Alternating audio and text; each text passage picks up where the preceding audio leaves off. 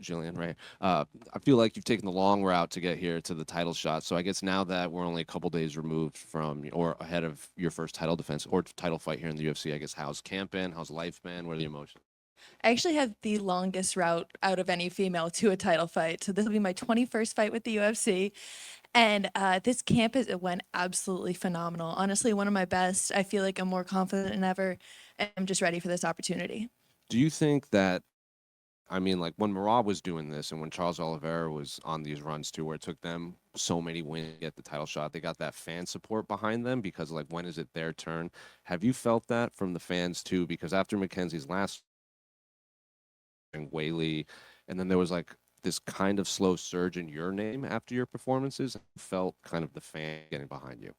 I guess a little bit yes and no. I felt a lot of the Canadian fans getting behind me. I will say 100%. Canada has been in full support.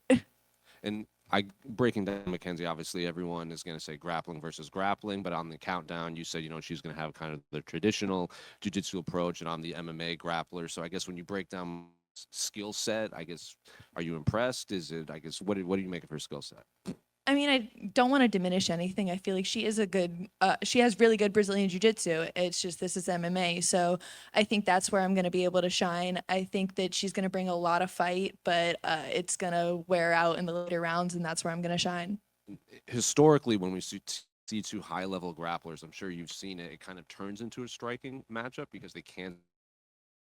So I guess everyone on the ground, but what do you make of her striking? Because this an MMA fight after all, and the fight does start standing.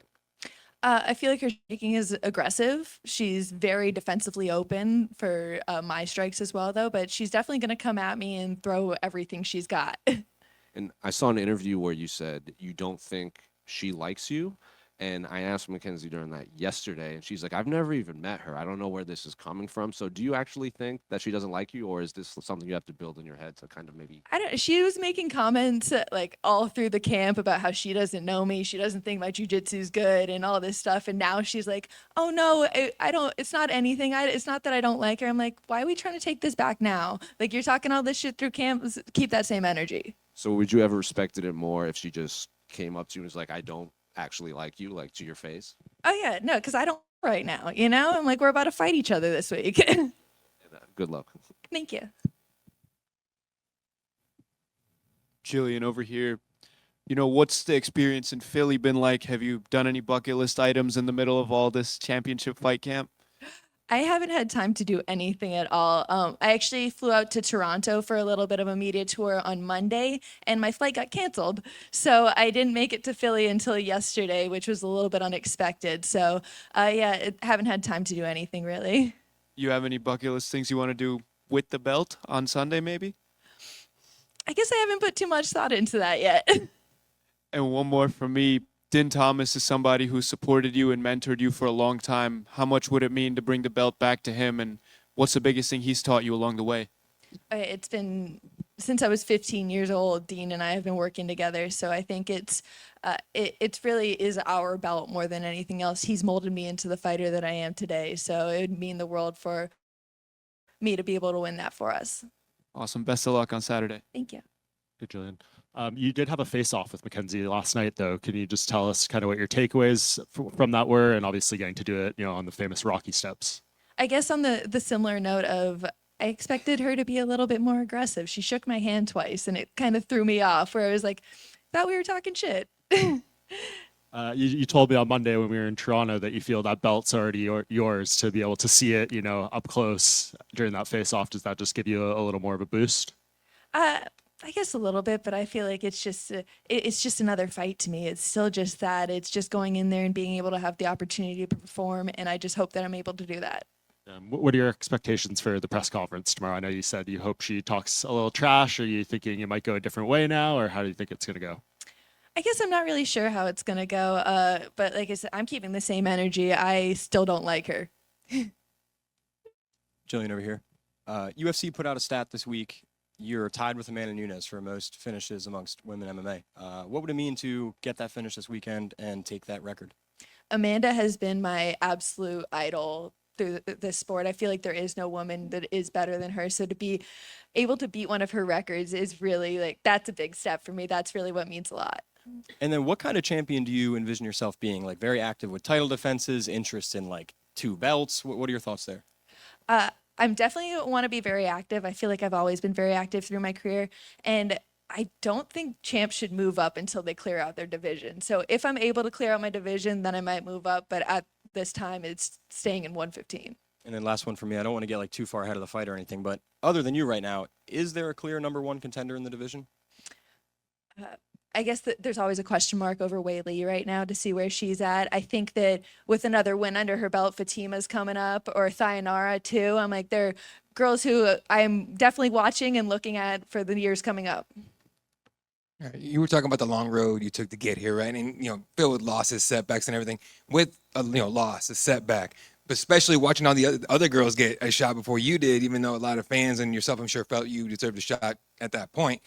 Any of that ever kind of maybe put a doubt in your mind if you ever actually get to this point? No, it's just been about the joy of the ride. I've just been having fun with it the whole time. I feel like one of the greatest lessons I've ever learned was literally as I was taking like the steps out of the octagon when I got TKO'd by Macy Barber. My coach Dean came up to me and he's like, "It's over." And it's like, you just have to realize that in those moments, it's over. There's nothing you can do about it. We move on to the next moment and we just keep pushing forward. There you go. And you've known, I mean, we all know you're one of the best grapplers in the UFC, this without a doubt. But let's say you get in there, let's say you do go to the ground. Let's say you submit someone like Mackenzie Dern with the credentials that she has. Where does that rank for you? What would that rank for you personally, like as a grappler? No, I think that would definitely be one of my top submissions in the UFC, especially. There is no one as credentialed in the UFC in BJJ as she is. So and she's never been subbed before. So I think to get that like feather in my cap would be great. And last one for me. You went on Saturday. Where would you, if you could, tell Dana, hey, I want to go here. Where would you want your first defense to be? I'm obviously Canada is where I'd love to have it, but if Whaley's coming back, I'm down to go to Shanghai. Hey, best of luck. Thank you. Gillian over here. You're riding your longest win streak coming into your first title shot. What changed in your career to allow you to put all these wins together? I think I just kind of found the right, I guess, mixture that I needed to make me feel confident and prepared walking in. Between my coach, Dean Thomas, and the Goat Shed, I feel like we found something good there. Awesome. And obviously you guys have very high level MMA grappling. Let's take away the punches, take away the kicks. If this was purely a jiu-jitsu only match, how do you think you would do against Mackenzie Dern? No, I would give it to her, honestly. I think that if it is pure jiu-jitsu, I haven't trained pure jiu-jitsu since I got into the UFC. I've only been training jiu-jitsu with strikes. So like even like opening a closed guard, I don't really know how to without punching somebody in the face at this point. So if it was pure jiu-jitsu, I wouldn't be surprised if she had a little bit of an edge. Awesome. Thank you.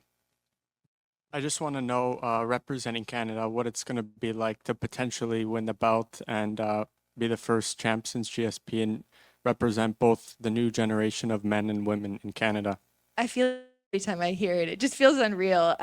To be Canada's first woman champ is just, I just don't feel like I'm that cool. I'm just doing this having fun. So to be able to say that I'm like leading the MMA in Canada, I guess I don't think of it as that big, but it's definitely unreal to me. What does it mean to you to have your title fight be on the co-main event of this card? I think being on the co-main event of a card with Islam headlining it, who is the greatest right now, I think that it's just a great spot, a great opportunity, and hopefully a lot of eyes are going to be on the show. And when you heard this fight was going to be held here in Philadelphia, what was your initial reaction? My initial reaction was I heard the arena was going to be huge and the fans are crazy, and that's all I'm looking forward to. I love that energy.